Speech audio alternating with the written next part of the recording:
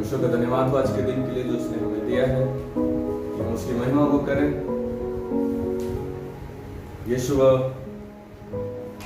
परमेश्वर पिता हमसे फिर से बात करना चाहते हैं और मेरे साथ एक वचन निकालेंगे।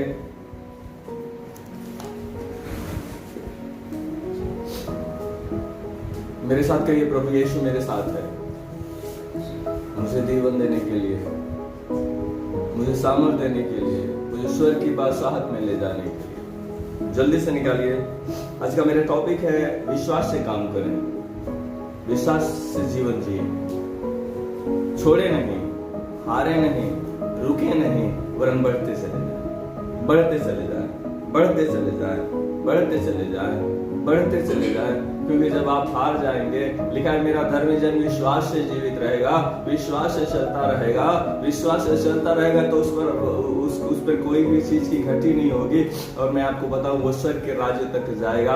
और जो कुछ परमेश्वर ने हमें बनाया है, अगर हम हार जाएंगे, अगर हम थक जाएंगे तो काम होने नहीं पाएगा। मेरे कहने का मतलब है आपको लगना पड़ेगा, आपको हारना नहीं पड़ेगा। हम प्रभु के पास आए हैं, अगर प्रभु के पास हैं तो हिम्मत ना हारे। मेरे ख्याल से दूसरा राजा 5वें अध्याय निकाल लीजिए जल्दी से।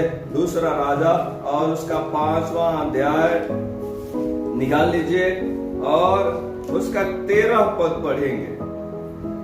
दूसरा राजा 5 अध्याय 13 पद। तब उसके सेवक पास आके कहने लगे, हमारे पिता, हम ये हमारे पिता, यदि भविष्यवक्ता तुझे कोई भारी काम करने की आज्ञा देता, कोई भविष्यवक्ता तुझे भारी काम करने की आज्ञा देता तो क्या तू उसे न करता? उसे नहीं करता। बढ़िया है। फिर जब वो कहता है कि स्नान करके शुद्ध हो तो कितना अधिक इसमें मानना चाहिए? क्या इससे अधिक कितना मानना चाहिए? तब उसने परमेश्वर के भक्त के वचन के अनुसार यरदन में जाकर उसमें 7 बार डुबकी मारी और उसका शरीर छोटे लड़के सा हो गया। मैं आज आपको बताना चाहता हूँ, जब हम विश्वास से आए हैं प्रभु के पास, तब विश्वास के अनुसार जीवन जीना शुरू करें। और परमेश्वर का सेवक जो कुछ भी कहता है आपको करने के लिए करिए। और मैं आपको बताऊं, आपके जीवन में अद्भुत काम होने पाएगा। नामान जो बहुत बड़ा प्रतिष्ठित इंसान था, बहुत बड़ा सेनापति था, बहुत राज्य जीते थे, लेकिन उसके पास एक दोष था कि वो कोढ़ी था। लेकिन जब एक सुसमाचार सुना कि ये हमारे देश में अगर ये जाएगा तो ये ठीक हो जाएगा, जब आया तो एलीशा उससे मिला नहीं, कहा अपने सेवक से जाकर उससे कह दे कि यरदन में नहाकर शुद्ध हो जाए। जानते हैं उसने क्या कहा? क्या हमारे देश में परना और पर्पर नदियां नहीं है जो इससे कहीं शुद्ध है, इससे कहीं साफ है? मैं उसमें क्यों नहीं जाकर शुद्ध हूं? उनके सेवकों ने कहा आप मूर्खता कर रहे हो, जिस काम के लिए आए हो। अगर वो सेवक कहता है तो उसकी बात मानिए। मैं आपको बताऊं, उसके जीवन में काम तभी होगा जब आज्ञा मानेगा। और वो आज्ञा मानना शुरू किया। एक बार डुबकी मारा, कुछ नहीं। दूसरी बार डुबकी मारा, कुछ नहीं। तीसरी बार डुबकी मारा, कुछ नहीं। चौथी बार डुबकी मारा, कुछ नहीं। 5वीं बार डुबकी मारा, कुछ नहीं। 6वीं बार डुबकी मारा, कुछ नहीं। और 7वीं बार जब डुबकी मार करके निकला तो देखा वो बदल चुका है। मेरे खुदा के लोगों, मैं आपको बताऊंगा, मानता हूं कि अपने जीवन में हारिए नहीं। जब प्रभु के पास आए हैं तो विश्वास से प्रार्थना करिए। 1 दिन प्रार्थना करिए, 2 दिन प्रार्थना करिए, 3 दिन प्रार्थना करके प्रार्थना करते रहिए। कोई न कोई ऐसा दिन आ जिस दिन के बाद से आपके जीवन की कोई भी समस्या आपके पास नहीं रहेगी, कोई भी पाप आपके जीवन में बना नहीं रहेगा, कोई भी अशांति आपके जीवन में बनी नहीं रहेगी। लेकिन आप प्रार्थना में बने रहिए, प्रार्थना में बने रहिए, प्रार्थना में बने रहिए। जल्दी से निकाल करके अगर आप पढ़ दीजिए सबोपदेश 11 अध्याय 6 पद। जब आप प्रार्थना में बने रहते हैं तो प्रभु आपके साथ रहता है, आपको ताकत देता है, आपको हिम्मत देता है, आपको बढ़ाता जाता है। कहता बेटा बेटे एक दिन और प्रार्थना कर लो, एक दिन और उपवास रख लो, एक दिन और दशमांश दे दो, मुझे देने से तेरे के पास घटी नहीं रहेगी। एक दिन और काम प्रभु का होगा। पढ़िए जल्दी से। भोर को भी बीज बो, शाम को भी अपना हाथ ना रोक, क्योंकि तू नहीं जानता कि कौन सफलवंत होगा, ये या वो या दोनों, सारे के सारे। हालेलुया।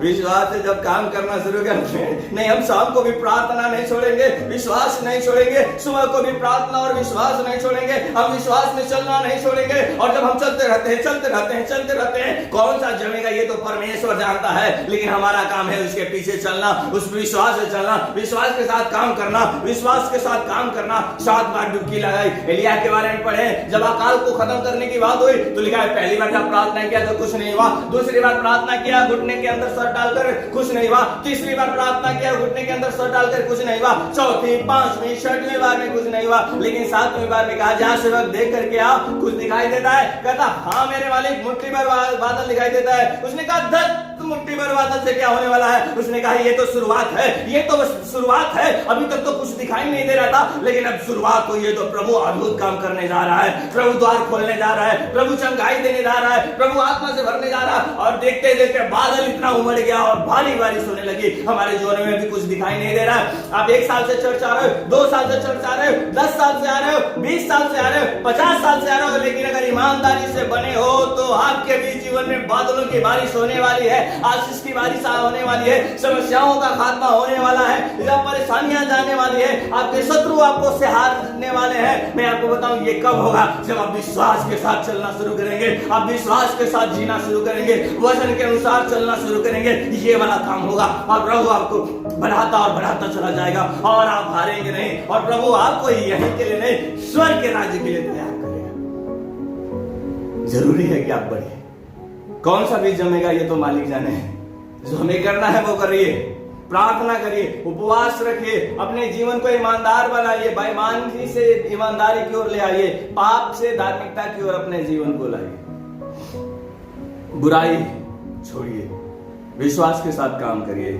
आप अब्राहम के बारे में पढ़े होंगे, लिखा है जब परमेश्वर ने उसे बुलाया, वो नहीं जानता था कि उसे किधर जाना है, तो भी चलता रहा। अरे आज किधर जाना है? कोई बात नहीं, चलते रहो, परमेश्वर हमको वहां पहुंचाएगा जहां ले जाने के लिए उसने कहा है। बस आप चलते रहिए, वो आपको वहां पहुंचाएगा, वो आपको वहां ले जाएगा जहां ले जाना चाहता है, वो आपको उस ऊंचाई पे ले जाएगा जिस ऊंचाई पे ले जाना चाहता है। बस आप चलते रहिए। नहीं समझ में आ रहा है तो भी चलते रहिए, किधर जाए क्या करे क्या करे, अरे कुछ ना कुछ करते रहिए प्रभु के नाम लेकर के और आगे बढ़ते रहिए। प्रभु आपको वहीं पहुंचाएगा जहां ले जाना चाहता है। विश्वास के साथ तो चलिए। उसको समझ में नहीं आ रहा था कहां जाना, परमेश्वर कह रहा मैं तुझे एक देश में ले जाऊंगा, आशीष देश में ले जाऊंगा। कैसे जाना है भैया? कोई मैप नहीं है, बस विश्वास के साथ आप बढ़ते जाइए। परमेश्वर भी आपको स्वर्ग के राज्य में ले जाने के लिए वादा किया है। परमेश्वर का पुत्र यीशु मसीह कहा मैं तेरे को स्वर्ग के राज्य में ले जाऊंगा। अगर आप विश्वास के साथ बने हैं, विश्वास के साथ चल रहे हैं, तो आपको स्वर्ग के राज्य में लेकर के जाएगा। कैसे जाना है ये मार्ग वो तैयार करेगा, वो आपकी अगुवाई करेगा। बस आप विश्वास से बढ़िए, विश्वास से चलते जाइए और आप विश्वास से चलेंगे तो परमेश्वर का अद्भुत काम आपके जीवन में होगा। विश्वास से चलते जाइए, विश्वास से बढ़ते जाइए।